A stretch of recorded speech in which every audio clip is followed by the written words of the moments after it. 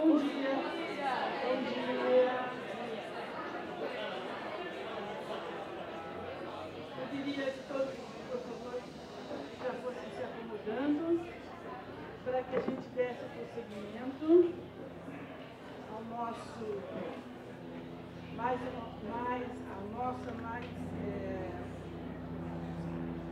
parceria,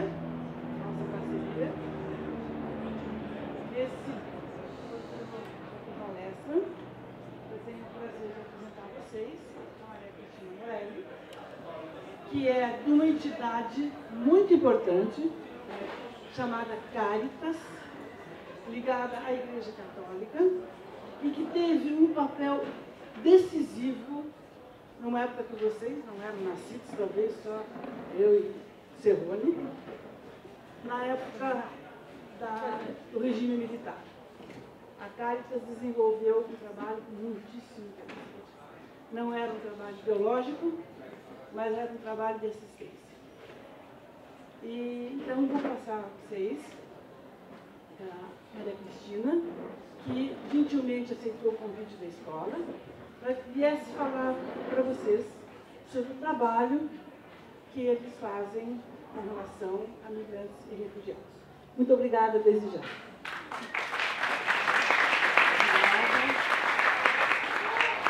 Boa tarde. Estão me ouvindo?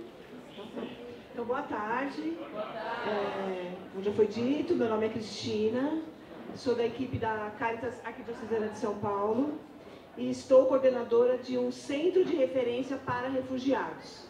Quero agradecer o convite de estar aqui com vocês hoje e também parabenizar pela iniciativa de vocês estarem conversando esses dias sobre imigração e refúgio. É um tema que está aí, sempre esteve conosco, né? Se a gente perguntar aqui quem é filho de imigrante, neto de imigrante, bisneto de imigrante, todo mundo aqui provavelmente tem uma relação com a imigração. Então é um tema que hoje, pelo Brasil ser um país nos últimos 5 anos mais procurado por imigrantes e por imigrantes em situação de refúgio, esse tema está aí na... Vou falar crista da onda, porque isso é meio velho essa gíria, né? Mas está aí no topo, tá bom? Muito obrigada. Então, vocês estiveram também essa semana aqui com 2 organizações, alguns de vocês, né? Com a ADOS e com a Missão Paz.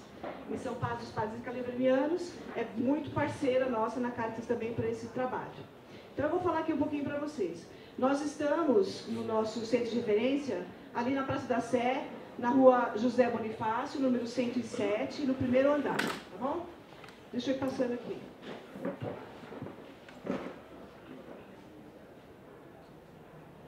Bom, vou falar aqui para vocês um pouquinho, rapidamente. A Caritas é uma organização internacional, ela está presente em mais de 165 países do mundo, também tem a sua ramificação aqui no Brasil, como Caritas Brasileira, e aqui na Arquidiocese de São Paulo. Eu não vou entrar em detalhes para vocês sobre o que é a Arquidiocese de São Paulo, o que é a Rede Caritas, porque é uma coisa mais aprofundada em relação à Igreja Católica. Mas é só saber que nós somos uma organização ligada à Igreja Católica e tem essas ramificações. Estamos pelo mundo num trabalho que ele é basicamente pela inclusão e pelos direitos humanos da pessoa. Então, cada Caritas no mundo pode trabalhar um perfil de população, um determinado tema, desde que ele esteja se propondo à inclusão e aos direitos humanos. Tudo bem? Acho que depois tem momento de perguntas, né? Muito bem. Tá bom, obrigada. Aqui a gente já deixou disponibilizada essa apresentação, algumas coisas eu vou pular, depois vocês podem ter mais atenção, o pessoal vai disponibilizar para vocês. Caritas tem mais conhecido o seu trabalho com o Centro de Referência para Refugiados, mas a gente tem outros projetos na Caritas, de incidência e controle de políticas públicas, nas emergências. Então, a Caritas em São Paulo é o braço da igreja quando há alguma emergência natural ou social. Por exemplo, quando alguma comunidade pega fogo, os barracos são queimados, as famílias estão desabrigadas, Caritas é o braço da igreja que motiva a campanha para ajudar essas pessoas. Estou muito rápido? Muito bem. E campanhas permanentes de arrecadação de agasalhos, roupas para serem repassadas, principalmente nessa época do inverno. Bom? Muito bem. A gente também tem um projeto de apoio que a gente chama de SOS Haiti, junto com uma outra organização que chama Missão Belém. A gente tem um projeto de apoio e apadrinhamento de famílias e crianças no Haiti. Então a gente motiva que as pessoas conheçam a realidade hoje no Haiti, se comovam e possam de alguma maneira ajudar, em geral apadrinhando uma criança. Com R$50 você consegue cobrir o ano letivo de uma criança.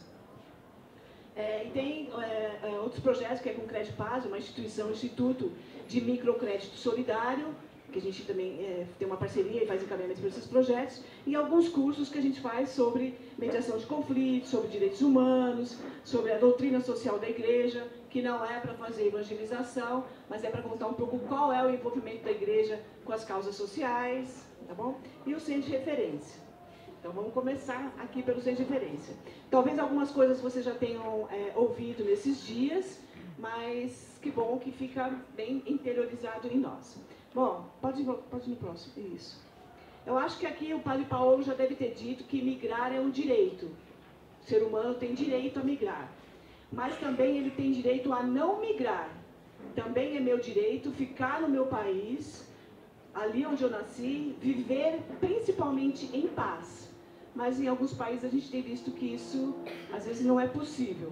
Então migrar é um direito humano, as pessoas têm direito a ir e vir, e de ficar no seu país também.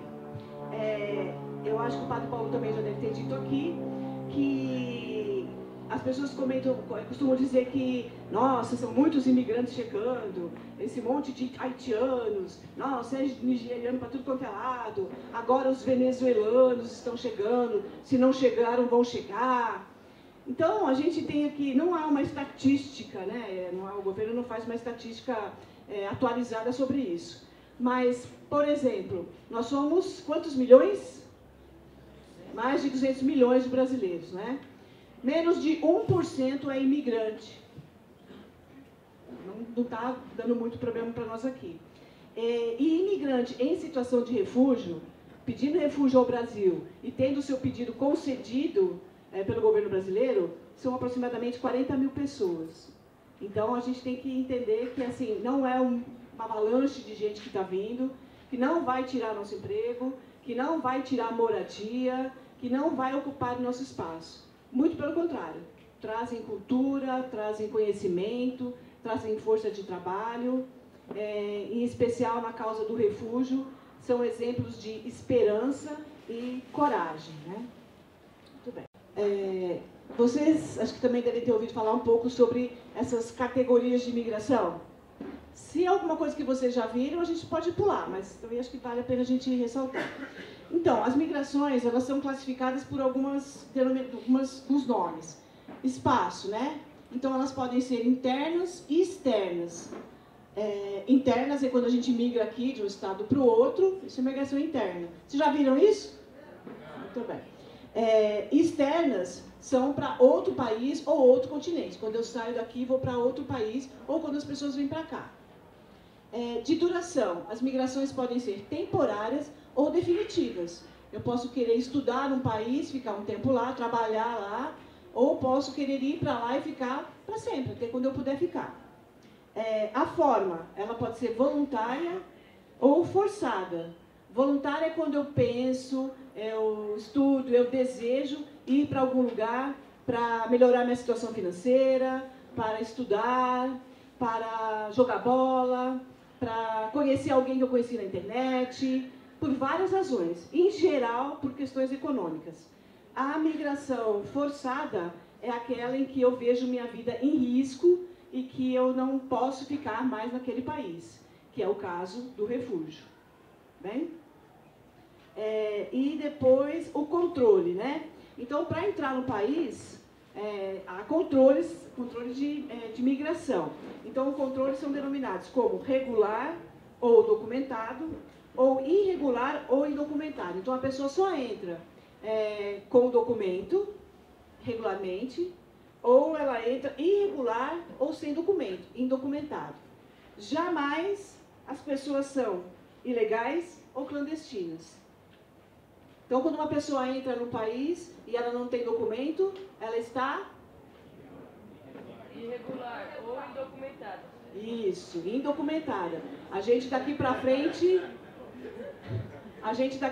não vai usar mais ilegal. Ilegal são coisas. Pessoas estão indocumentadas. Tudo bem? Vocês vão me ajudar a levar isso para frente, hein? Porque muita gente ainda fala, por desconhecimento, a gente quer acreditar que não é preconceito, por desconhecimento usa o termo ilegal. Pessoas não são ilegais, pessoas estão indocumentadas. No caso da migração. Aí eu coloquei um pouco isso aí. Que ilegal, né? São coisas, clandestino está fora da lei. Se é um direito migrar, então as pessoas não são clandestinas. Tudo bem? Você vai ficar assim. Aqui a gente só vai falar um pouquinho sobre a diferença de migração, de migrantes, geralmente migrantes econômicos, e refugiados. Migrante. Normalmente, o migrante econômico deixa seu país voluntariamente à procura de uma vida melhor, que eu já tinha comentado anteriormente. E o refugiado é um tipo de migração forçada, de acordo com a lei brasileira. Refugiado é toda pessoa vítima de perseguição por alguns motivos.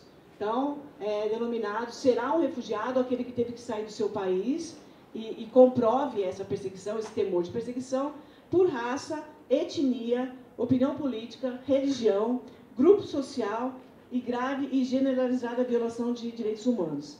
Grupo social, às vezes é um termo que as pessoas ainda não conhecem, não sei se é o caso de vocês, mas sendo identificado como pertencer a um grupo social ou ele não é de um grupo social. Por exemplo, há países em que a pessoa ter uma opção sexual diferente, ser homossexual, ela é proibida, ela é perseguida. No país, por exemplo, na Nigéria, ser homossexual é condenado à morte, inclusive pela família. É uma cultura, é uma questão estabelecida no país. Para não morrer por conta disso, ele sai do país, por exemplo, vindo ao Brasil, ele pode pedir refúgio e, comprovando esse temor, ele terá o refúgio no Brasil. Mesmo que, em alguns países, mesmo que eu sou amigo de alguém que é homossexual, sendo amigo, eu também poderei sofrer perseguição. Então, por isso também é um temor que, no Brasil, por exemplo, em países que aceitam refugiados, é uma condição que a pessoa terá o refúgio naquele país. Só volta um pouquinho. E aqui a gente apresenta aqui algumas figuras que são celebridades que são refugiadas. Einstein é judeu, né, fugiu da Alemanha nazista. Dalai Lama foi obrigado a sair do Tibete em 1950, após a invasão chinesa. Então, para a gente estudar um pouquinho a história, a gente encontra algumas figuras aí que são conhecidas e tiveram que sair por conta do refúgio. Falar rapidamente aqui o seguinte, né? A ONU, né, o Acnur, o braço da ONU para o refúgio, apresentou seus dados no final dos dados de 2016 e mostrou para a gente que, no mundo, há mais de 65 milhões de pessoas deslocadas, não necessariamente refugiadas, mas que por alguma razão saíram do seu país, se deslocaram, foram para outros lugares, sendo que desses 65 milhões, né, mais de 65 milhões, 22 milhões e 500 mil pessoas estão em situação de refúgio, e mais da metade são menores de 18 anos. Vocês vão ver mais para frente, não é o que acontece no Brasil, mas há países vizinhos à Síria, por exemplo, que acolhem as crianças que perderam os pais na guerra. Então, a Turquia é um país que recebe um grande número de refugiados e há muitas crianças órfãs refugiadas nesse país. Pode passar, por favor. Aqui é um dado bem interessante também, já atualizou para 65 milhões, né? Mas para a gente saber que os países em desenvolvimento são os que mais recebem refugiados. Então, os países que são potências e estão super desenvolvidos têm uma dificuldade, é o que a gente vê aí na mídia também, tem uma dificuldade de receber as pessoas em situação de refúgio, né? 1 em cada 4 refugiados é sírio, é da Síria. 51% dos refugiados têm menos de 18 anos. Pode passar. Aí a gente fala, né? Então os refugiados são pessoas, são imigrantes que vêm para cá nessa situação. Tá. Há refugiados brasileiros? Sim, há refugiados brasileiros. Hoje, a ONU nos apresenta, o governo brasileiro, 809 brasileiros refugiados, que sofreram algum tipo de perseguição no Brasil e tiveram que se refugiar em outros países. Mas como, né? Se hoje a gente não vive uma ditadura, né? Por enquanto. e não vamos ter, que nós não vamos deixar. Como, né? Como as pessoas, porque a maioria das pessoas que vêm por questões de governos ditatoriais, autoritários, né? Pedindo refúgio. Mas os motivos do refúgio foram vítimas de tortura ou violência, eram ativistas da Amazônia, ameaçados de morte, medo de perseguição policial por corruptos, por policiais corruptos, integrantes de milícias e traficantes de droga, testemunharam crimes cometidos por policiais. 800, menos de 900 pessoas têm o status de refugiado fora do país, mas há 4.000 pedidos de solicitação de refúgio de brasileiros para poder sair do país em situação de refúgio. Na verdade, é assim, as pessoas não pedem refúgio no país onde elas estão. Então, esses brasileiros não pediram refúgio daqui para ir para fora. Eles já estão em algum país pedindo refúgio. Só se pede refúgio estando no país. Então, quem veio de outro país para cá pedindo refúgio, não pode pedir lá na Síria, no Congo, na Nigéria, no Burundi, antes. Ele tem que estar em território nacional. Então, são aproximadamente 4.000 pessoas, brasileiros, que estão fora do Brasil pedindo refúgio. Não é fácil. Porque em algumas situações aqui, né, fugindo de policial corrupto, de repente, até a gente vai ter que sair, né? Não, tem que provar o temor, que já esgotou todas as possibilidades de segurança e não conseguiu. Então, não é tão simples assim. Como também não é tão simples assim ter o refúgio no Brasil, tá bom? Eu também vou falar aqui rapidamente, porque é uma coisa mais teórica e jurídica, mas é assim. Como que as pessoas fazem, então, para pedir refúgio no Brasil, né? A pessoa tem que chegar no Brasil, estar em território nacional. O órgão que ele pede refúgio é a Polícia Federal. Onde houver Polícia Federal no Brasil, né, o escritório da Polícia Federal, o atendimento, ele pode pedir refúgio. Ele não precisa, naquele momento, demonstrar o temor dele de perseguição. Ele só está na lei. Ele só dizer que é refugiado, refugies, o jeito fala na língua dele, a Polícia Federal vai dar para ele um protocolo de permanência provisório para o refúgio. Então, ainda ele não é refugiado, ele tem um protocolo e a situação dele, o caso dele, vai ser analisado pelo Ministério da Justiça se ele terá ou não o refúgio. Esse protocolo lhe dá direito à carteira de trabalho e CPF, que já é um passo para a integração.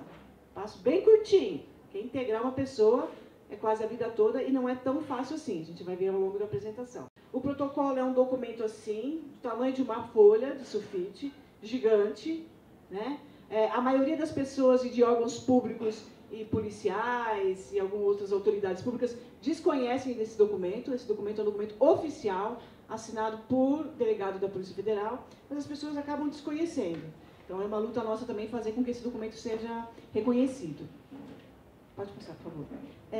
Quem que analisa o pedido de refúgio? Então, eu cheguei no Brasil, solicitei refúgio. Quem que vai analisar se eu terei o status de refugiado ou não? É um comitê que chama CONARE, Comitê Nacional para Refugiados, que é composto por alguns ministérios estratégicos, a sociedade civil. Caritas São Paulo faz parte, por seu histórico.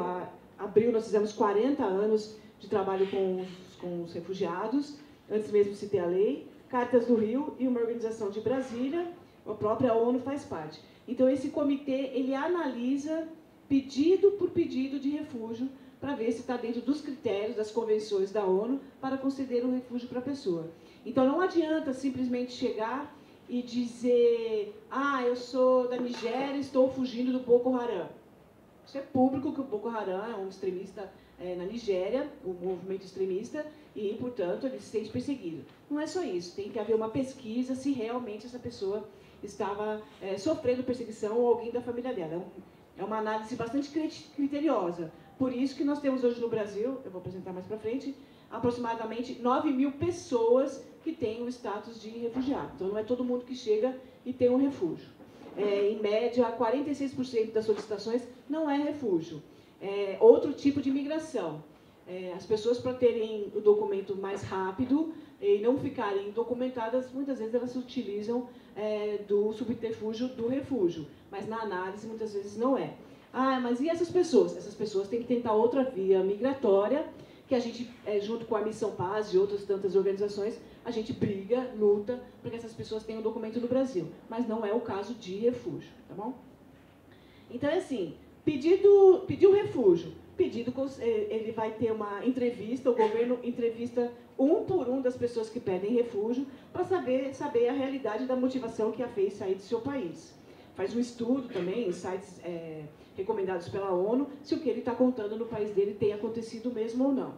Tendo o parecer positivo, ele terá o refúgio, vai ter o RNE, Registro Nacional de Estrangeiro, como refugiado, permanência como refugiado. Uma conquista nossa dos últimos anos, porque a palavra refúgio ainda ela está muito associada a fugitivo, fez alguma coisa errada, se fugir do país é porque está devendo lá, fez alguma coisa errada. Então, no documento, no RNE, até uns 4 anos atrás, vinha Registro Nacional de Estrangeiro, refugiado. Isso causava algumas barreiras para conseguir trabalho, para as pessoas entenderem quem ele era. Então, por uma luta da sociedade civil, a gente conseguiu que isso mudasse. Hoje, no documento dele está Registro Nacional de Estrangeiro, pela Lei 9474, que é a Lei do Refúgio. Então, ninguém está mentindo, só que ainda, enquanto as pessoas não têm consciência do que é um refúgio, já não causa aquele constrangimento, tá bom? Só volta um pouquinho, por favor. Aí, se a pessoa teve seu pedido negado, então, pedi refúgio e meu pedido foi negado. Então, veja bem, eu cheguei no Brasil hoje e sou da Mauritânia e pedi refúgio no Brasil. Em média, o Brasil demora aproximadamente, o governo brasileiro, o Ministério da Justiça, esse comitê CONARE, aproximadamente não menos que 2 anos para analisar o meu pedido de refúgio. O meu documento provisório, ele é validado a cada 1 ano. Vou lá na Polícia Federal e revalido o meu documento. Então, eu estou aqui basicamente há 2 anos. O Brasil me dando o refúgio, terei o RNE, ok, tudo bem. Se o meu pedido for negado, quando eu vou renovar o meu documento e o governo negou meu pedido, eu ainda tenho a possibilidade de pedir um recurso para o ministro da Justiça, recorrer, dizer, olha, por favor, analise de novo o meu pedido, tenho algumas coisas mais para colocar, reveja meus pedidos.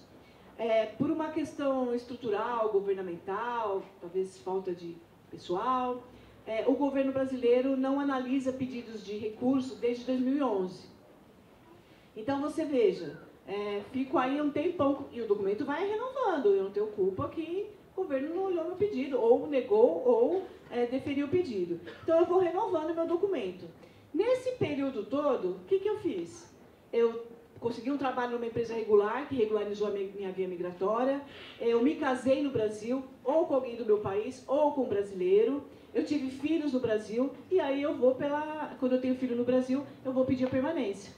Então, é isso que acontece. Só que algumas questões em relações próprias ao refúgio, ele acaba perdendo porque ele pediu permanência. Mas entre ficar nessa sou ou não sou, eu vou pedir um documento definitivo. Então, a última vez que o governo regularizou essa situação e os refugiados entraram foi na anistia, que foi em 2009. Até 2009, a cada 10 anos se tinha anistia. Então, a gente imagina que alguns anos aí tenha, ou na aprovação da lei de imigração, está previsto que se pense em menos tempo anistia para quem está aqui sem documento. Tudo bem? Bom, tá bom. Então, a gente falou sobre refúgio e o que é a Caritas, né? O que a Caritas faz em relação a essas pessoas. Então, a Caritas é um centro de referência. Nós lá não temos uma casa de acolhida, as pessoas não moram lá. É um centro de referência. Pode pular, por favor. É um centro de referência e nós atendemos lá, os 40 anos de trabalho mostrou para a gente as principais necessidades que as pessoas tinham quando chegavam e a gente se dividiu em programas para ajudar essas pessoas. Mas vou contar um pouquinho aqui para vocês da história, né? Caritas no Brasil foi precursora de atender, como a gente chama na igreja, os nossos irmãos em situação de refúgio. Então, nos anos 70, né, o Brasil, a América do Sul, estava imerso em regimes de exceção, havia toda uma discussão, uma preocupação, ainda o governo ditador ainda estava aí, né, nos permeando. Então, tanto o Brasil, aqui em São Paulo, o precursor desse trabalho foi D. Paulo Evaristo Arnes, que é um precursor e defensor dos direitos humanos, acolhia nas paróquias, em sua casa, acolhia, escondia, né, pessoas perseguidas de países vizinhos, na época da Operação Condor. Ninguém é dessa época? Tá bom. Mas vamos estudar. E aí ele acolhia na casa dele de pessoas vizinhas, de países vizinhos, pessoas que estavam sendo perseguidas, em geral políticos, e brasileiros que tinham que ir para fora do país. Isso acontecia, e aqui no Brasil hoje, a Caritas do Rio e a Caritas do Paraná é que fazem um trabalho de acolhimento para refugiados. Acho que é isso. Pode pular, por favor. Acho que aqui tem um quadrinho melhor. Em 1960, né, o Brasil ratificava a Convenção de Genebra de 1951 sobre o Estatuto do Refúgio. Então, a ONU estabeleceu ali uma convenção sobre quem precisava sair do seu país pedindo refúgio, e o Brasil ratificou, dizendo, ok, a gente entende essa situação dessas pessoas e vamos pensar em acolhê-las. Mas, em 70, a Comissão Justiça e Paz, não era a Caritas, era um órgão da igreja que se chamava Comissão Justiça e Paz, encabeçado por D. Paulo, começou a acolher, receber essas pessoas e lutar pelo direito dessas pessoas. Depois ele pediu que a Caritas assumisse esse trabalho. Em 89, a Caritas é convidada a integrar a rede de proteção de refugiados estabelecida pelo Acnur, pelo órgão da ONU para o refúgio, né? Nós somos convidados. E depois, lá, a gente já fazia um trabalho há muito tempo, e em 97 é que o Brasil, agora fez, em julho, fez 20 anos da Lei 9474, que é a lei que estabelece o recebimento de refugiados no Brasil. É uma lei para proteção e integração de imigrantes em situação de refúgio. Tudo bem, gente? Muito rápido? Tá bom? O número da lei. 9474, de 97. Pode pular, por favor. Então, e aí, como que a gente ajuda essas pessoas que chegam aqui em São Paulo? Os imigrantes em situação de refúgio, eles estão pelo Brasil todo. Aqueles que chegam em São Paulo, nós procuramos ajudar dessa maneira. Pode pular, por favor. A gente tem 4 programas de apoio às pessoas que chegam aqui. Assistência social, auxílio na busca de moradia provisória, encaminhamento para serviços de saúde, acompanhamento de casos graves de doença, violência ou abandono, avaliação social para situações de alta vulnerabilidade, entrega de alimentos, itens de higiene, roupas, fraldas, leite em pó, uma série de coisas da área da assistência social que as pessoas chegam. Muitas pessoas chegam sem dinheiro e só com a roupa do corpo. Então, precisa de tudo. Sem moradia, sem conhecer ninguém. Esse é o início da saga da integração de um imigrante em geral, mas aqueles em situação de refúgio que a gente recebe lá. E aí ele traz uma série de situações sociais depois que ele vai enfrentando estando aqui na cidade. Depois, o outro programa é de integração local.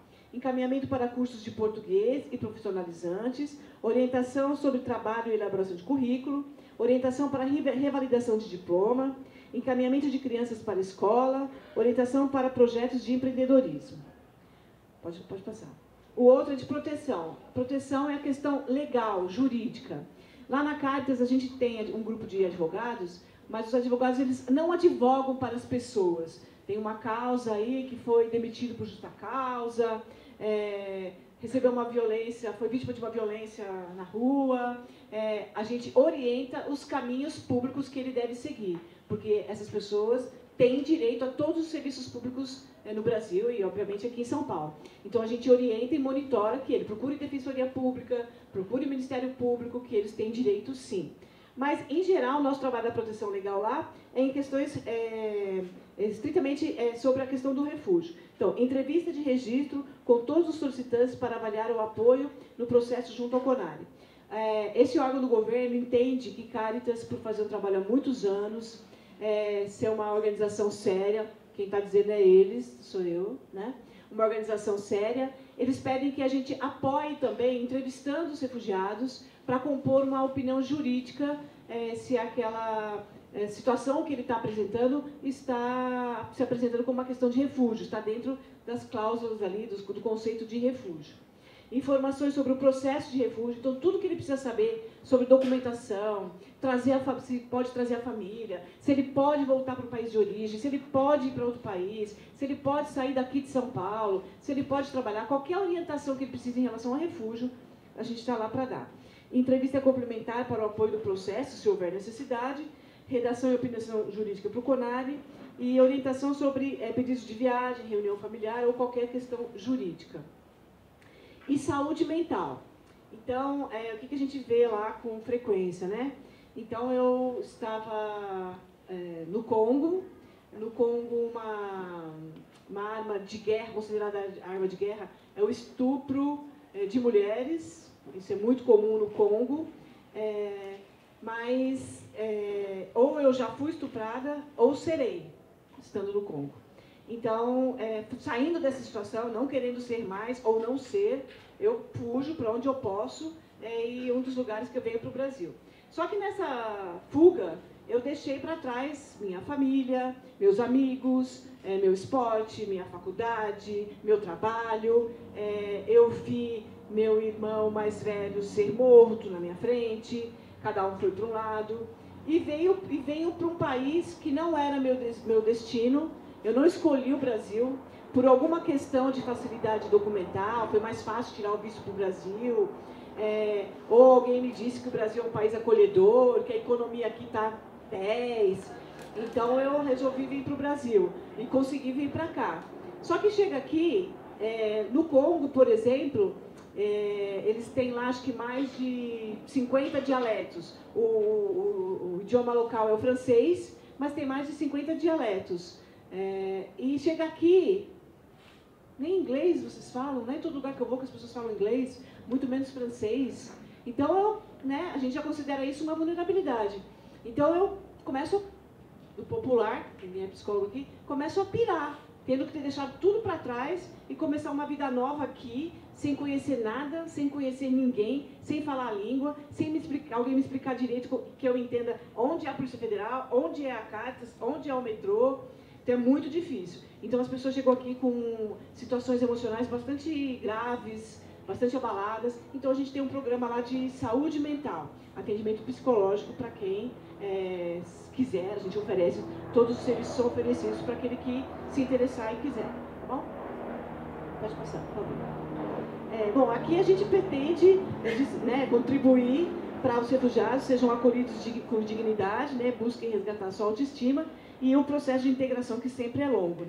Para fazer esse trabalho todo, a gente não faz isso sozinho, a gente tem aproximadamente 70 parceiros entre organizações públicas e organizações da sociedade civil, organizações, grupos que não têm formação jurídica, mas se dispõem a dar curso de português, a fazer um atendimento psicológico, a estar parceiro na causa e sensível à causa do refúgio. Então a gente nunca faz isso sozinho.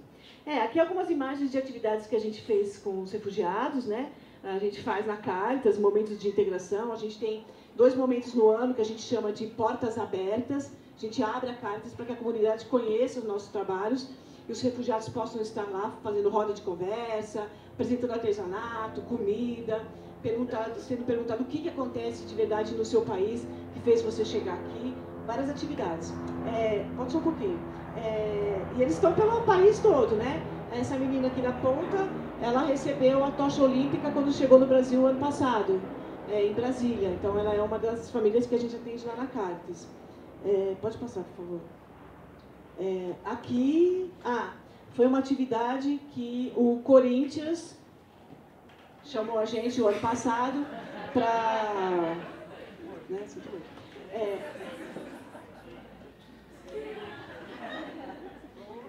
para que eles fossem conhecer o Parque São Jorge e assistir um jogo na Arena Corinthians. A gente mostra essas imagens porque a ação social do Corinthians teve a sensibilidade nesse dia, tinham lá aproximadamente 39 mil pessoas, eles distribuíram faixinhas para todos os torcedores com o nome de países. Então, na hora do hino nacional, todo mundo levantou a faixinha, foi muito bonito, querendo dizer que o Corinthians realmente é um time dos povos, de todos os povos. Foi bem legal. As crianças refugiadas entraram com o time do Corinthians naquele dia.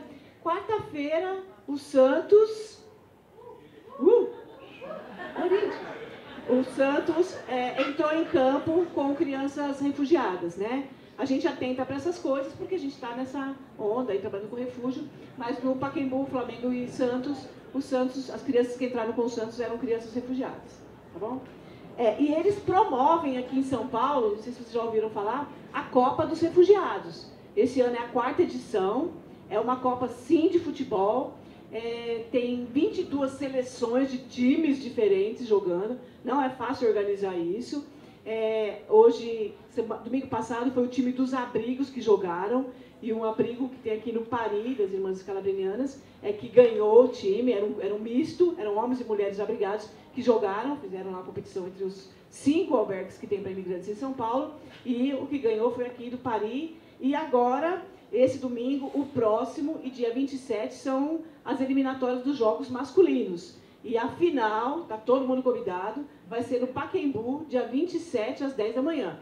Entrada franca, e eu quero ver todo mundo lá para apoiar, é um momento bem divertido, bem legal. Eles jogam mesmo para ganhar, mas mais do que isso, eles entendem que o futebol e essa Copa é uma motivação de integração do brasileiro com o tema do refúgio, e da imigração e do refúgio em São Paulo, para conhecer mais o universo disso. O que essa Copa traz, né? Muita mídia, querendo saber o que é isso. Eles vão muito em programa de esportes. O Globo Esporte já deve ter feito pelo menos uns 3 programas falando sobre esse tema. Então, isso leva o conhecimento e a sensibilização das pessoas para o tema da imigração e do refúgio, tá bom? Mas, ó, todo mundo convidado para Pacaembu. Programão, hein?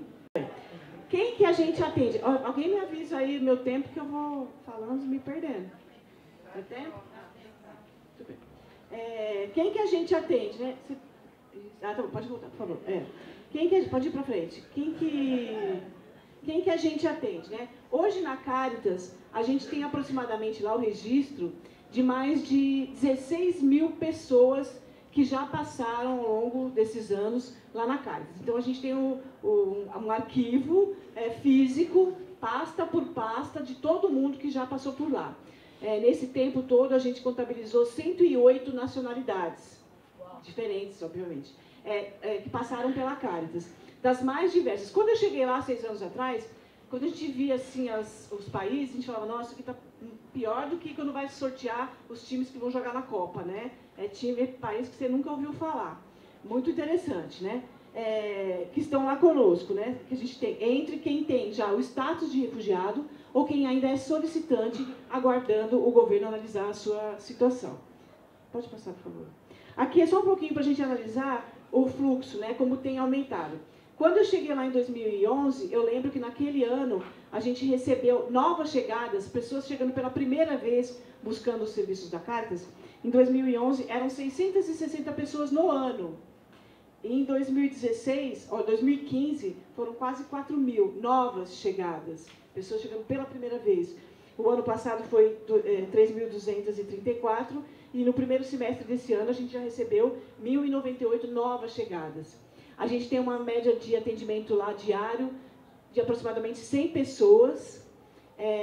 Por dia tem tido uma queda um pouco nas chegadas. A gente tem lá aproximadamente pelo menos 10 novas chegadas dia. Pessoas chegando pela primeira vez buscando alguma orientação sobre refúgio e albergamento, e aprender o português, e trabalhar e viver nessa cidade. Os principais países que chegam, né? Este ano, nesse semestre, foi Angola, Síria, República Democrática do Congo, Guiné-Bissau, Mauritânia e Nigéria. Em outro slide vai ter o número de nacionalidades que já passou. Esse fluxo muda um pouco, né, de país, a gente vai ver no outra apresentação. Pode trocar, por favor. Aqui é um pouco assim a média de novas chegadas nesse nosso semestre, né? No primeiro semestre de 2014, de 2016, nós tivemos, no mesmo período, 2.055 novas chegadas. E agora, em 2007, foram 98. Aí as pessoas perguntam para a gente qual a queda dessas novas chegadas, né? Vários fatores levam a isso, né? Mas os refugiados, a gente não tem uma pesquisa em relação a isso, mas os refugiados relatam para a gente que, desde os meados de 2016, está mais difícil para conseguir visto para o Brasil. Era um país que tinha uma facilidade nos países fora para conseguir o visto, e isso tem diminuído um pouco de 2016 para cá. O Brasil está em crise econômica, mais de 14 milhões de desempregados, então isso também não é um atrativo para que as pessoas venham recomeçar uma vida aqui. Novas organizações em São Paulo atendendo imigrantes e refugiados. Até uns 5 anos atrás, eram poucas organizações que atendiam imigrantes e refugiados. Que bom que hoje a gente tem outras organizações aí, serviços públicos, inclusive, específicos para o atendimento de imigrantes e refugiados. Então, por isso, a Caritas talvez não seja tão procurada. Mas a gente fica muito feliz que isso tenha se ampliado na cidade. Atualmente, o maior número de solicitações de refúgio no Brasil é de venezuelanos concentrados na região norte. Não é percebido um grande fluxo em São Paulo, tá? Roraima, Amazonas, que tem um número grande de venezuelanos, como foram dos haitianos que chegaram aqui, chegaram ali pelo Acre, ali, e depois vieram para São Paulo.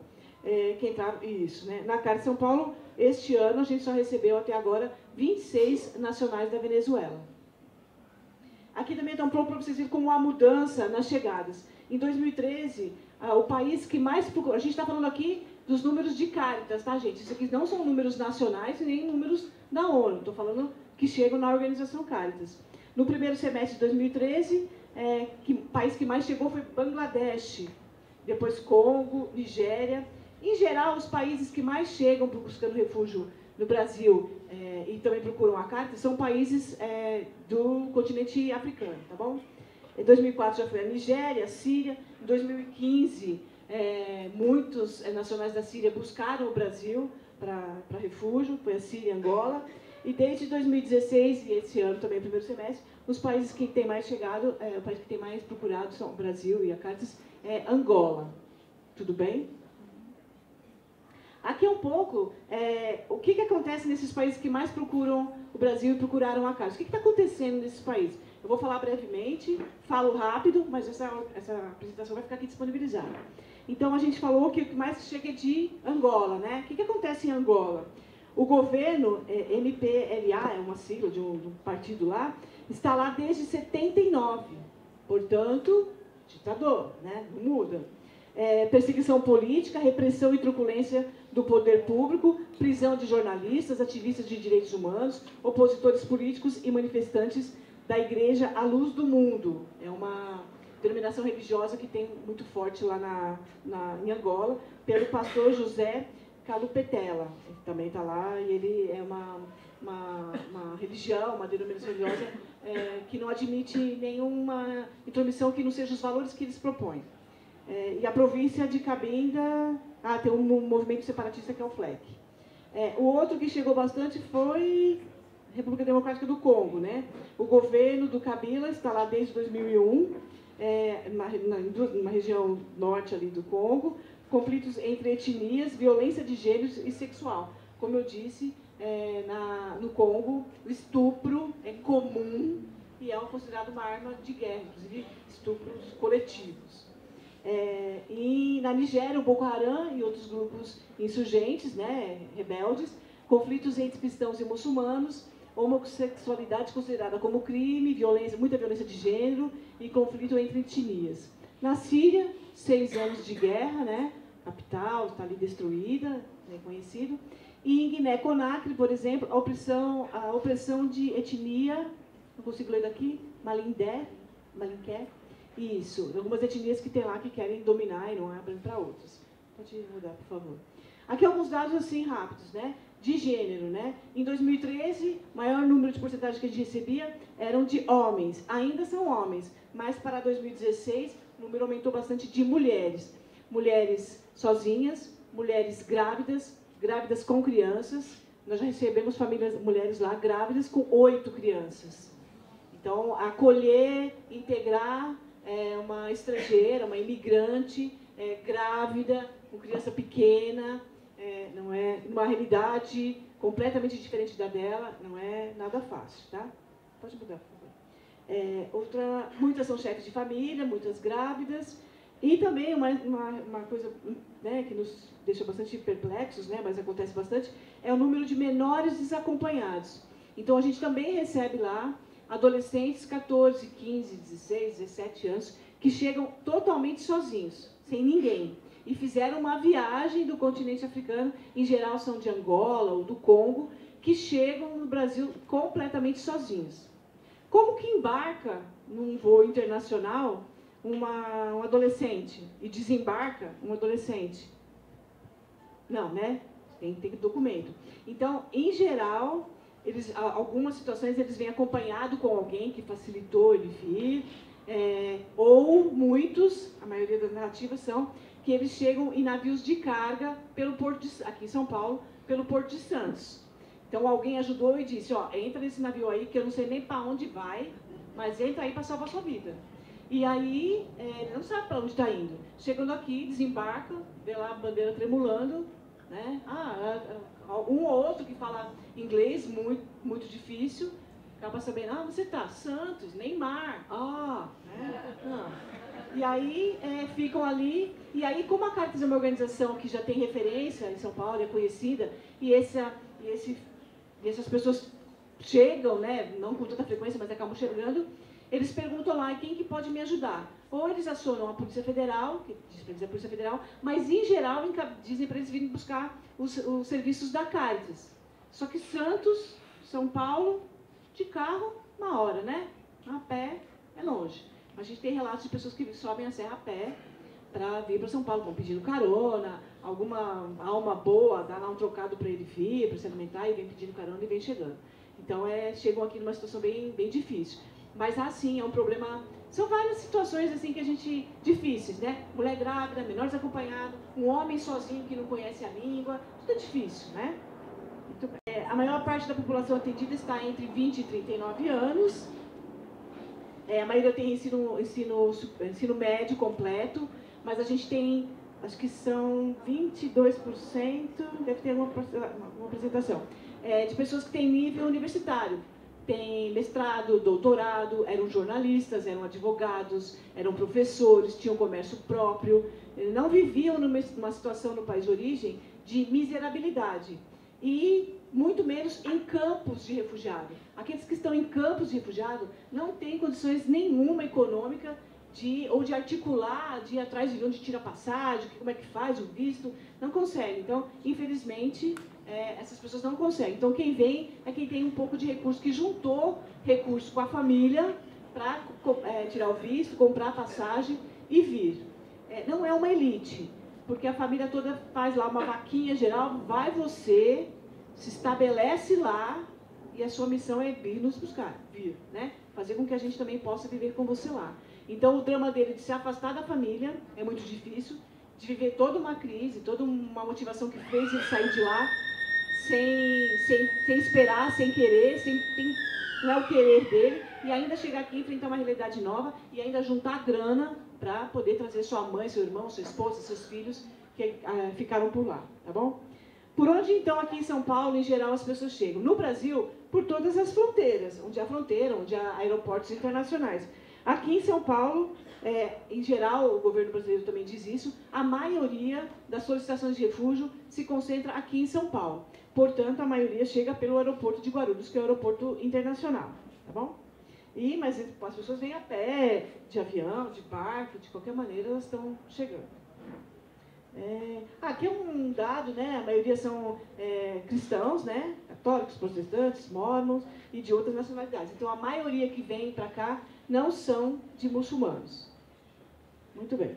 Em 2016, o ano todo, a Caritas atendeu lá 6.375 pessoas. Só nesse primeiro semestre, a gente já atendeu 4.232. Então, é mais do que a metade do ano de 16. E a gente tem todo um segundo semestre pela frente. Tá bom? Eu ainda tenho tempo? Quanto? Se você quiser passar o vídeo, seria legal para vocês poderem perguntar. Tá bom. Eu aqui tenho uma apresentação que falou um pouco sobre a Venezuela, quem quiser conhecer. Só vou passar rapidamente aqui. Isso. Aqui um pouco o aspecto cultural dos países, né, que mais chegam, africanos. Tem coisas bem interessantes sobre os nomes das pessoas, sobre a cultura das pessoas, e de países islâmicos, países árabes também, de nossos dados, comida, tá bem interessante. E aí, se tiver alguma coisa aqui, eu posso falar também, e depois vocês podem me perguntar, ou vocês podem ter acesso a essa apresentação. Agora, então, eu vou passar um vídeo que ele resume um pouco tudo isso que eu falei. sei se vocês já viram, porque esse vídeo está disponibilizado no YouTube. Já teve aproximadamente 50 mil views, compartilhamentos. Foi muito interessante, mas a gente sempre gosta de falar um pouquinho desse vídeo. A sede da ONU, do Acnur, é em Genebra. E no ano de 2014, eles lançaram um edital para que jovens que estivessem refugiados no seu país fizessem algum projeto de sensibilização para o país sobre o tema do refúgio. Aí a gente juntou a galera lá, a moçada lá, jovens, 14, 15, 16, 17, 18, 20. Ó, gente, tem isso aqui. Se a gente fizer um projeto, a gente pode concorrer a um recurso para fazer um projeto de sensibilização aqui. Ah, tá bom, o que a gente vai fazer? Foram noites de conversas. E eles pensaram em fazer um videoclipe. E aí escreveram um projeto. Entre 220 projetos que chegaram, 50 foram selecionados e o dos meninos aqui também foi.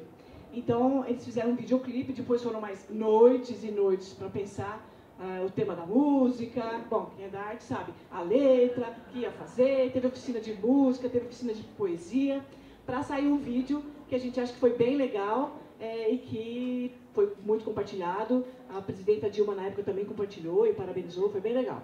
Tá bom?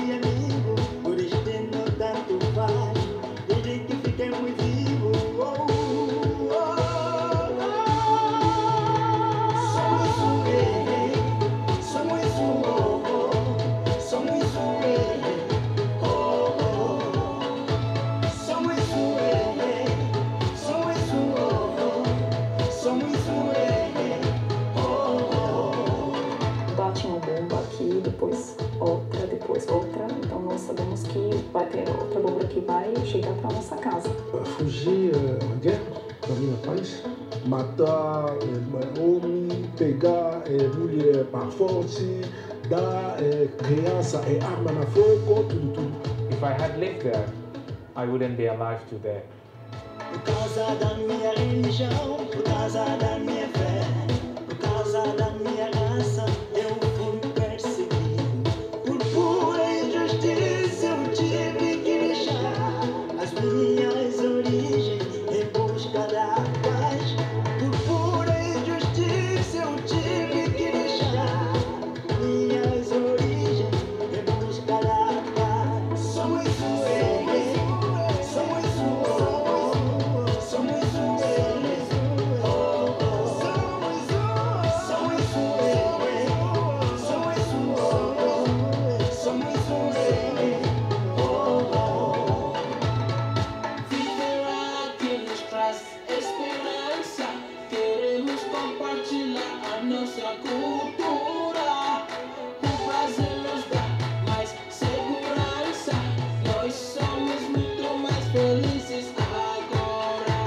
It's not a choice. It's a circumstance. Eu não sou refugiado. Eu estou refugiado. Muitas pessoas sempre acham que nós refugiados fugir do nosso país porque a gente fez uma coisa errada. Mas isso aqui não é verdade. A gente fugir do nosso país para salvar a nossa vida. Refugiado é alguém que já foi perseguido. Refugiado é alguém que já foi perseguido. Refugiado é alguém que também quer ser feliz. Refugiado é alguém que também quer ser feliz. Oh, oh.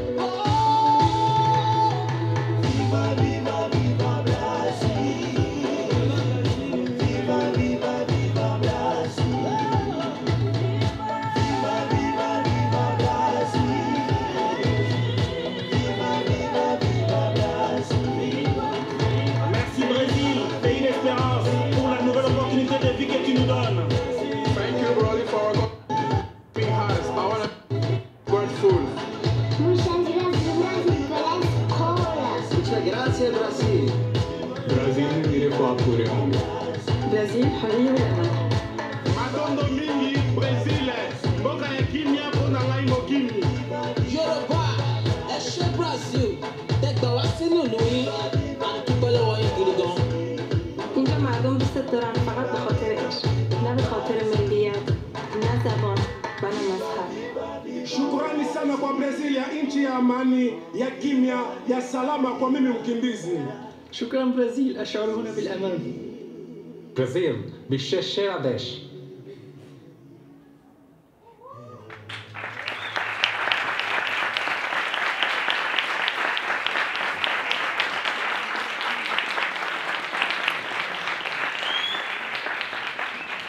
Tá bonitinho, né? Eles ficaram muito felizes. Todos aí são refugiados. Vocês viram que alguns cantam pra caramba. Tem rapper aí no meio, tem ator. Então, eles estão tentando viver aí um pouco da sua arte. E esse é um resumo que eles fazem do que é ser refugiado de outro país e agradecendo ao Brasil. Eu estou disponível aqui para perguntas. Quem quiser fazer alguma pergunta que eu puder responder, estou aqui. Tem alguém que quer fazer alguma pergunta? Boa tarde. Você comentou que o termo irregular não é correto porque todos têm direito de pedir o refúgio, né? Mas depois que ele pede o refúgio, se ele é recusado, ele passa a se tornar irregular ou como que isso é tratado? Ontem o padre Paulo comentou que não é responsabilidade do Estado também pagar, por exemplo, a viagem de volta, mas eu imagino que o refugiado, o que está pedindo refúgio, ele não vai ter nenhum dinheiro e nenhum interesse em voltar, né? Como que isso acontece na prática? Várias alternativas, como a pessoa, vamos pensar na situação do refugiado, né? Do imigrante é mais diferente. Ele já está aqui há pelo menos 4 anos com documento provisório e aí ele foi negado, o que ele vai fazer? Em geral, eles já estão com algum trabalho engatilhado, então pela via do trabalho ele consegue algum visto, ou já tem filho aqui. Mesmo que ele tenha filho aqui com alguém do próprio país. Nasceu aqui, é brasileirinho, vai ter a permanência, faz isso. Agora, se ele não tiver, ele tem que se regularizar. Ele vai responder por ser abordado na rua pela polícia e não ter documento. Vai preso, temporariamente, depois solta, porque tem muita gente sem documento, né? Então, é isso que a nova lei de imigração, que acho que o Paulo deve ter falado ontem, está lutando para regularizar logo essa situação. Tem isso, fica indocumentado, irregular, sem documento. Mas aí as organizações vão tentando, de alguma maneira, fazer com que ele tenha documento. Tem uma outra instância do governo, que é o CENIG, é o Conselho Nacional de Imigração. Então, algumas situações a gente encaminha para o CENIG. Há pessoas que têm alguma doença grave, né, de alta vulnerabilidade, então a gente encaminha para que o CENIG analise e dê o documento para a pessoa de como permanente. Mas, se acontecer de ele ficar sem documento, vai ficar sem documento e, se for abordado, vai responder por isso. Mas como é um contingente muito grande, a gente não tem tido, acho que o Paulo deve ter falado isso também, a gente não tem tido muitas ocorrências de que tem que resgatar a pessoa que foi presa. Há imigrantes presos, sim, por algum crime que ele cometeu e precisa responder por isso, né? Uma outra coisa também, estou aproveitando a sua pergunta que eu falei, quando as pessoas chegam, eu não falei, as pessoas chegam lá na Caritas, a gente dá várias orientações sobre questões de refúgio. Quem será considerado refugiado, o que é a Caritas, o que é a ONU, o que é esse CONARE que ele vai ouvir toda hora. Mas é muita informação quando ele chega. Mas naquele momento, a gente propicia osso, mas naquele momento também a gente fala para ele sobre a Lei Maria da Penha e sobre o Estatuto da Criança e Adolescente. Porque em alguns países a mulher é subjugada, a criança 5, 6 anos pega em armas, né? Então, ele é contra, mas ele vê isso no país e acha que aqui também. Então, a gente pincela que, olha, no seu país isso acontece, é ruim, por isso você saiu de lá, mas aqui, se você fizer isso, nós, seu vizinho, alguém na rua vai denunciar e você vai responder por isso. Outro dado também bastante interessante é assim, às vezes a pessoa, se ele é um perseguido político, né, vocês iam fazer pergunta, é o que eu estou falando, né? Se ele é um perseguido político, como é que ele vai sair do país com o documento dele, Maria Cristina Morelli, RG, parará, parará, parará. No embarque, estou lá na lista de procurados, não é isso? Então, às vezes eu faço documento falso para sair do país. E me uso dos coiotes. Todo mundo sabe o que é um coiote? Aquele que ganha em cima da desgraça do outro. Só que, nesse momento, não teve outra opção. Ele teve que usar disso para poder sair e salvar a sua vida. Então, se ele chega aqui com um documento falso, um passaporte falso, com outro nome, tudo bem, ele vai entender que é refúgio, porque ele está fugindo daquela situação. Isso não é condição que prejudique o processo dele. Mas se ele fizer aqui já em território nacional, aí vai responder criminalmente por isso. Então, não pode não. Só quando chega, no caso de refúgio, tá?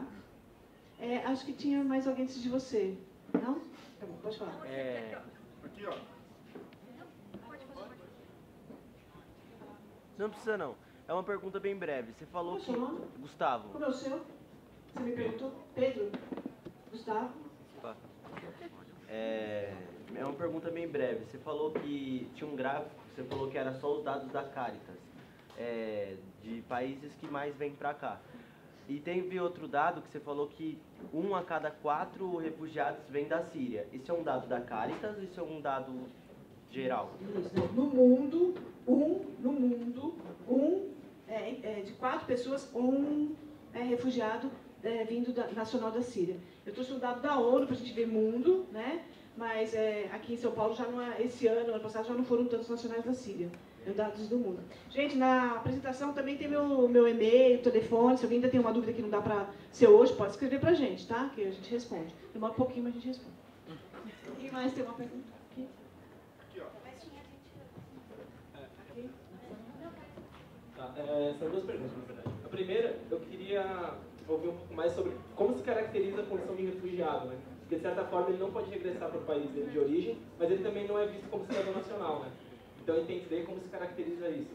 E a outra é mais uma curiosidade minha, porque eu vi que vocês caracterizaram os fluxos migratórios por décadas. E uma coisa que eu tenho observado aqui no Brás é um fluxo, não sei se caracteriza como fluxo migratório, mas muitos indianos. Se de fato é um fluxo migratório, são pequenos grupos que vêm. Talvez, não sei se vocês têm essa informação, o objetivo que eles vêm, que condições eles ficam. Eu queria entender um pouco melhor isso. Então é assim, aquilo que eu falei, né? Então a pessoa chega, como que é o processo dele documental? Você falou de ser natural brasileiro? Foi isso que você falou, a primeira pergunta? Na verdade, ele diz que o refugiado não pode regressar ao país de origem, mas ele também não é considerado cidadão nacional. Isso mesmo. Então é assim, não há coerência em a pessoa ter saído da Síria, ou ter saído do Congo, ou ter demonstrado um temor de perseguição num país, buscar refúgio, porque sua vida estava em risco naquele país, e pedir para voltar. A menos que o conflito no país acabe. Mesmo assim, nem tanto, porque em 2014 a ONU decretou acabou o conflito na Libéria e em Angola. O número maior de solicitantes de refúgio ano passado foi de Angola, então nem por isso. Então não há coerência em eu voltar para o meu... Eu gostaria de voltar para o meu país, de estar lá de novo com a minha família, mas não há coerência. Se você sair, você vai perder o refúgio, porque você pediu para estar em segurança aqui e foi dado refúgio para você. Aí ele tem o status de refugiado, aí depois de 4 anos, depois de 2 anos ele pode pedir a permanência no Brasil e depois de 4 anos ele pode pedir naturalização, que aí será considerado brasileiro. Então tem um processo sim para quem é refugiado. Mas ele pode sair do país sim, mas não para o país onde ele pediu refúgio. Então, por exemplo, ele é do Congo, mas ele quer visitar um parente, por alguma razão. Não é assim tão simples, vou lá visitar meu parente, né? Não, tem que demonstrar por que está indo, se tem recurso para ir, se tem recurso para voltar, o que está indo fazer lá, tem que pedir autorização para o governo para sair do país, desde que não seja o país de origem. Ele pode até ir, mas aí vai perder o refúgio. Ou em países vizinhos. Respondi? A outra era sobre os indianos. Então é assim, olha, eu vou ser sincera para você. Eu não tenho propriedade aqui para responder sobre os fluxos migratórios. Talvez o padre Paulo, a gente possa mandar um e-mail para ele e perguntar. Eu posso falar para vocês sobre refúgio. Indianos, em geral, não têm pedido refúgio. Talvez a situação do país seja só muito econômica. É o caso dos haitianos. As pessoas perguntam muito isso para a gente. Haiti, os nacionais do Haiti, não é refúgio. As pessoas vêm para cá, não é situação de refúgio. São catástrofes ambientais, pobreza no país. Não é refúgio. Eu, Cristina, acho que a condição devia ser, mas não é, né? E a situação lá. Então, não é, então nas condições, nas cláusulas de refúgio, não se encaixa, porque, em geral, eles vêm por questões econômicas. Então, tem que dar dignidade e regularizar rápido a lei de imigração, porque as pessoas todas têm documento. Mas não é refúgio. É o caso em especial dos bolivianos. Aqui no Brasil tem muito boliviano, né, muita colônia latino-americana. E aí eles têm outra via migratória, pedir regularização migratória por outras vias, mas não um refúgio. Então, e tem também um acordo do Mercosul, que inclusive está aqui na minha apresentação, a Venezuela não faz parte, foi eliminada em 2014, que podia entrar aqui no país, nos países do Mercosul, e já ter a permanência diretamente. Então, por isso que os venezuelanos estão chegando em Roraima e no Amazonas e pedindo refúgio. Não dá para pedir a permanência porque o acordo foi suspenso, né, do Mercosul. Respondi? Alguém aqui? A realidade está aí. A realidade está aí, né, mostrando como que é e tal. Acho que o nosso papel é mudar isso. Na sua opinião, é meio enquete isso, na sua opinião, que material o audiovisual pode fortalecer nessa causa? Esse foi o primeiro vídeo que eu vi, e ali está mostrando muito a chegada da galera e está mostrando a galera se adaptando, né, entre aspas. Na sua opinião pessoal, ou como ONG, instituição, o que está faltando de material visual? Porque agora que eu estou vendo que vai começar, parece, né, a aparecer esses materiais. Que assuntos você acha que a gente deveria abordar? É mais essa parte da violência que a pessoa sofreu? É mais a parte da reabilitação aqui, assim? É a parte da criação da pessoa? Ou é a própria pessoa ali, na autonomia dela, criando o material dela para mostrar pra gente? Como é o seu nome? Veneta. Veneta? Boa pergunta. Na verdade, é muito simples. É muito simples. O problema, o que a gente mais se preocupa na Caritas é fazer a sensibilização das pessoas, que as pessoas entendam quem são esses imigrantes que estão chegando. Qualquer um, independente da nacionalidade.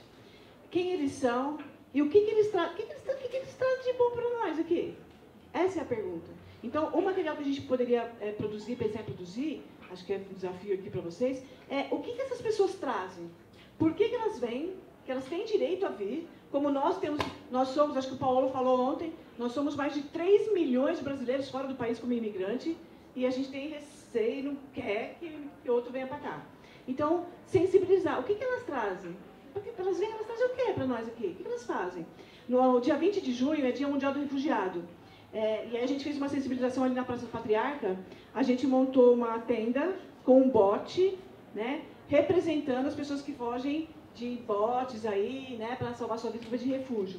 Não é uma realidade daqueles que chegam aqui, mas é aquilo que aproxima o visual das pessoas, e o bote, sinônimo de salvação, de recomeço e tal. Fizemos lá. O tema nosso era Somos Iguais. Então a gente distribuiu postais com fotos de refugiados, que são cozinheiros, advogados, médicos, historiadores, tem várias formações, e as pessoas lá, no meio da Praça Patriarca, a gente abordando as pessoas, passei a valorizar, entregar panfleto, porque as pessoas te ignoram, te xingam, né?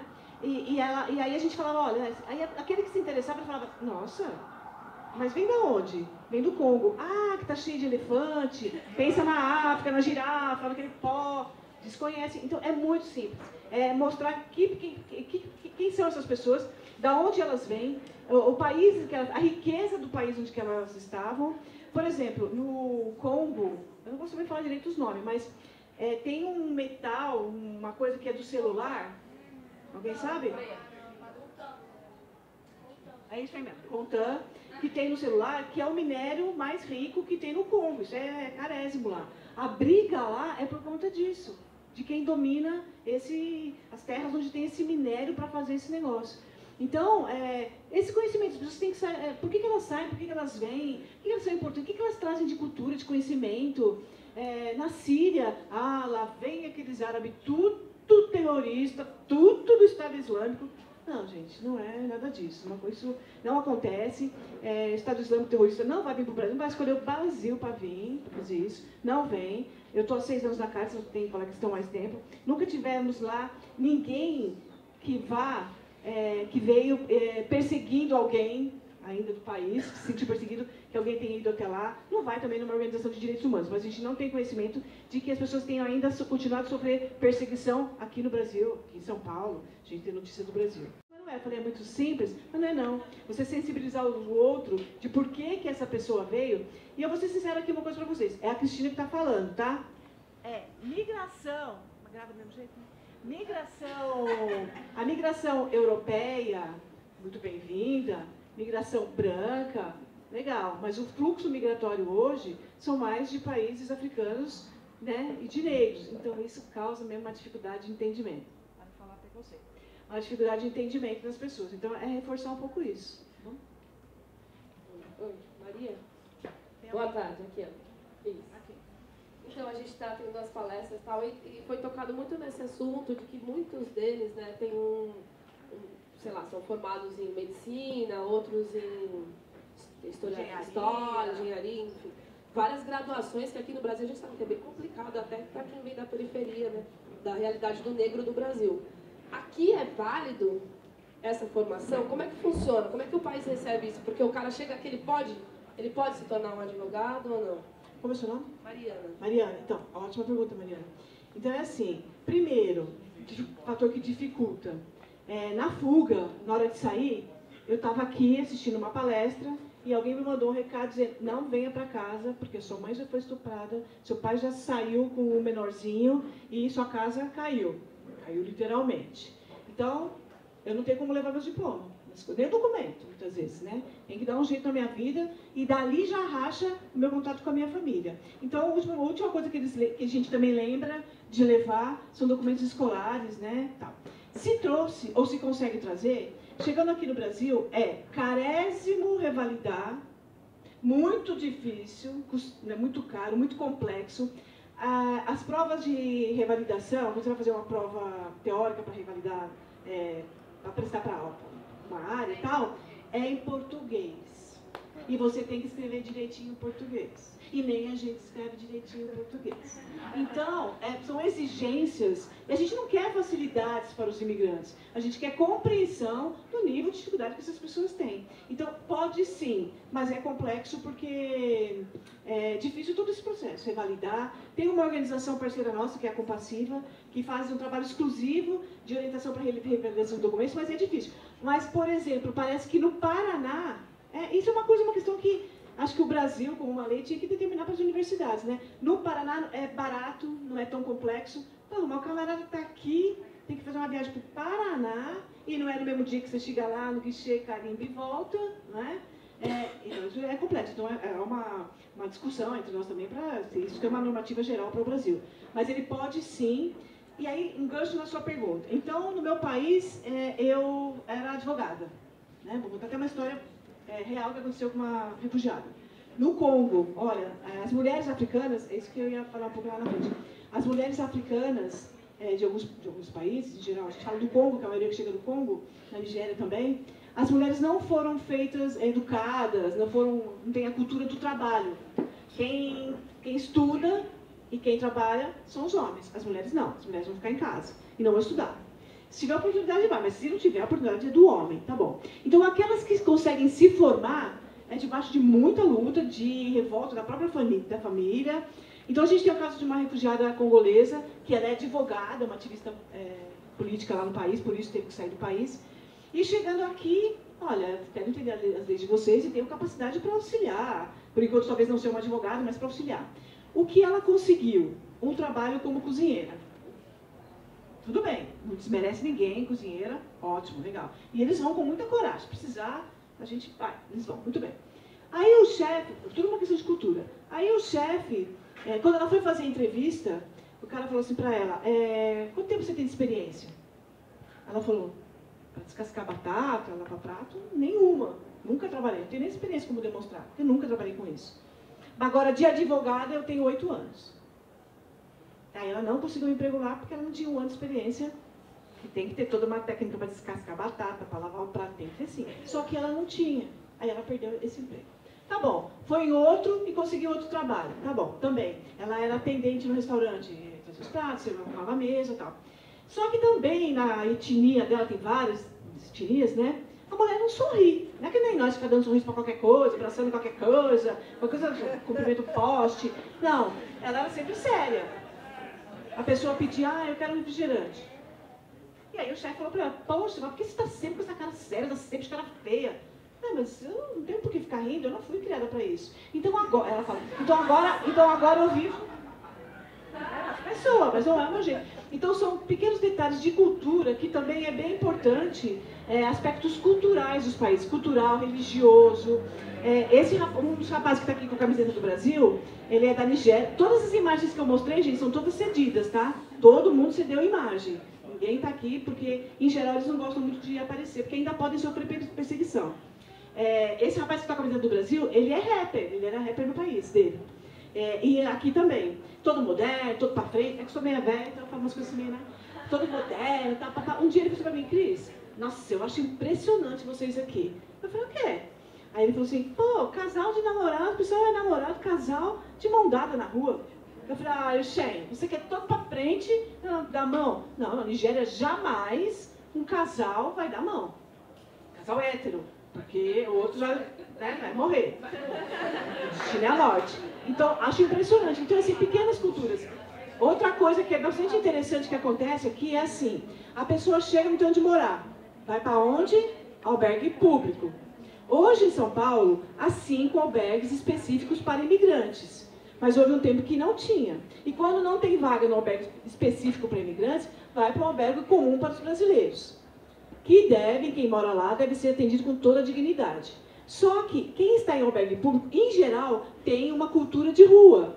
De ter morado na rua, de estar morando na rua, de ter sua carrocinha, seu cachorro, problemas de drogadição, de alcoolismo, que tem que ser tratado com dignidade. Só que, pensa hoje, você tendo que ir dormir num albergue público. Você vai, não tem onde dormir, você vai na boa, mas é tudo muito estranho. Porque essa não é a sua vida, essa é a realidade. Tá bom. Aí na hora da janta no albergue, arroz, feijão, carne e batata. Eu moro no Congo, não moro no Brasil. No Brasil, arroz e feijão. No Congo é o fufu, que é uma espécie de uma polenta com folha de mandioca, peixe assado, uma coisa assim. E que se come com a mão. Né? Então aí tem que comer todo dia arroz e feijão, para mim é muito difícil, me dá até dor de estômago. E aí o que as pessoas aqui, que eu entendo que é falta de informação, falam, poxa, todas as marmitex jogadas fora, porque esse povo não quer comer comida boa, fresca, quente. Não é que não quer comer, é o costume, não estão acostumados com essa alimentação. 4 horas da tarde, camarada quer deitar no chão e procurando uma tal de uma meca que quer rezar. Tem essa paciência. Não, é a cultura religiosa dele. Na época do Ramadã, que é um mês aí de Ramadã, eles ficam em jejum o dia todo. Né? Ficam em jejum, acho que das 4 da manhã, às 5:02, não sei, um negócio assim. Um mês todo. Aí que ele vai comer, aí que ele vai rezar. E aí tá a cultura dele. Ele precisa buscar isso. E nem todo mundo entende isso. Então uma coisa é aprender, respeitar e entender as diferenças e a realidade de quem está chegando. E quem está chegando, que tem todo o direito de chegar, como a gente tem direito de ir também. Fechando. Só mais 2 perguntas, se a gente quiser. É que se minha resposta não fosse longa, né? Pode fazer as 2 perguntas juntas? Pode ser. Boa tarde, eu sou o Pezão. Suave. A minha pergunta, na verdade, vem desde ontem eu fiquei muito na dúvida. Vou jogar uma bomba para você. É o seguinte, instituições e ONGs acabam tendo que trabalhar muitas vezes com doações. Como é que funciona o repasse e se existe um órgão que faz a fiscalização, porque como você mesmo falou, né, coiotes são pessoas que se aproveitam da miséria dos outros e, assim, o Brasil é muito especialista nisso. Podem ter um que faz isso. Exatamente. Como é que funciona? Existe um órgão que fiscaliza essas instituições e ONGs? Tem um órgão que fiscaliza sim, que são órgãos federais. Por exemplo, a Caritas, ela tem um certificado de entidade beneficente nacional. Então, o governo brasileiro entende que a gente está fazendo uma ação social. E por isso ele fiscaliza. Fiscaliza balancete, fiscaliza as atividades que a gente está fazendo. Mas quem fiscaliza é aquele que é o doador. Por exemplo, Caritas hoje, 80% dos seus recursos é do Acnur, é da ONU. E aí a gente tem que apresentar relatórios financeiros e de avaliação, de resultado de projeto a cada 3 meses. É um saco fazer isso, mas está ali. E a Caritas, estou falando pela Caritas, a Caritas ela sofre 2 auditorias ao ano, uma recomendada pela ONU e uma que ela contrata particular, e não é porque ela contratou que ela vai lavar a mão do camarada, não. Ele está lá, o escritório dele é o nome do escritório dele. Então tem sim. E o ideal é que as ONGs, como a Caritas faz, ela tem o balancete dela aberto para quem quiser olhar. A gente recebe muita doação. A gente faz muitas campanhas de doação para receber itens de kit de higiene, cobertor. Lá não para. Na hora que chegou, precisou, está levando. Estou falando para o Caritas, é claro, sou eu que estou falando, mas o nosso balanço está aberto e tem dependendo das certificações que as pessoas têm de órgão público que está dizendo que conhece você, ele também cobra de você se você está colocando o dinheiro certo. A gente faz isso e tem 2 auditorias por ano. Oi, boa tarde. Mais uma acabou. Eu gostaria de saber como, você falou de serviços públicos, eu gostaria de saber como esses serviços públicos, que tem alguns serviços públicos, como eles lidam com o refugiado, porque a gente sabe que a educação, a saúde é bem escateada para todo mundo. Eu gostaria de saber como é isso para os refugiados, que deve ser, enfim, eu fico imaginando. Você quer fazer isso? Oi, a gente Não, eu só posso falar mais sobre a nova política de imigração. Não sei, aprofundar a política de imigração. Eu sei que ela já foi aprovada, tem alguns vetos sendo discutidos. A gente espera que até o final desse mês ela esteja promulgada. Não foi feita exatamente como nós gostaríamos, mas eu não sei entrar, o Paulo saberia melhor, tá? Então, serviço público, né? Primeiro, imigrante, refugiado, qualquer imigrante, tem direito ao SUS. O SUS é universal. Precisei de serviço de saúde, vou lá, né? Depois, para emergência, porque ele precisa. Depois, ele precisa fazer a carteirinha do SUS. E a carteirinha do SUS, também por uma pressão da sociedade civil, precisa de endereço para fazer a carteirinha. E eu moro num albergue. O albergue, ele é obrigado a emitir um documento que diga que ele mora ali para ele ter a carteirinha do SUS. Então, ele é atendido. Escola pública. Todo mundo tem direito à escola pública. Então, colocar a sua criança de volta tem direito. Né? E tem acesso. Agora, se tem vaga, se tem outra coisa. Creche é a mesma coisa. E aí, os imigrantes não têm um diferencial, uma regalia, qualquer coisa por ser imigrantes. Não. Eles entram na fila da creche junto com o brasileiro, de ensino regular, aguardam exame no Serviço Público de Saúde, tem direito ao Bolsa Família, né? Então, tem direito, tem como acessar, mas tem que estar dentro de todos os critérios que tem o critério para o brasileiro também. Então não tem diferença. Ele tem direito, mas não é diferente do que o brasileiro, não. Ele também é assim. E tem direito também ao BPC, que é o benefício de prestação continuada. É uma espécie de uma aposentadoria, né, um valor, para casos de alta vulnerabilidade. Então pessoas com doenças crônicas. O que a gente tem visto é que às vezes a pessoa vai requerer esse benefício porque tem um câncer, tem HIV, tem um rim, sabe? Tem lá os critérios, né? É que eles têm uma devolutiva que foi impedido porque é imigrante. Não. Aí a gente entra ali com uma carta de recomendação explicando como ONG, se ainda se insistir, opa, vamos na Defensoria Pública, que hoje a Defensoria Pública tem um núcleo que trabalha de imigração e refúgio. Gente, só lembrando o seguinte, em São Paulo hoje, desde a especial, na última administração, dentro da Secretaria de Direitos Humanos, há uma coordenadoria de políticas para imigrantes. Então foi uma conquista, a gente até ficou rezando para que nesse novo governo agora não extinguissem essa coordenadoria. Tem um serviço, um centro de referência para imigrantes ali na Bela Vista, e foram conquistas que a gente obteve de muita luta de outros anos. Conquistamos há 3 anos, na administração passada, e essa parece que vai continuar. Então, serviço público todo mundo tem direito. Gente, obrigada.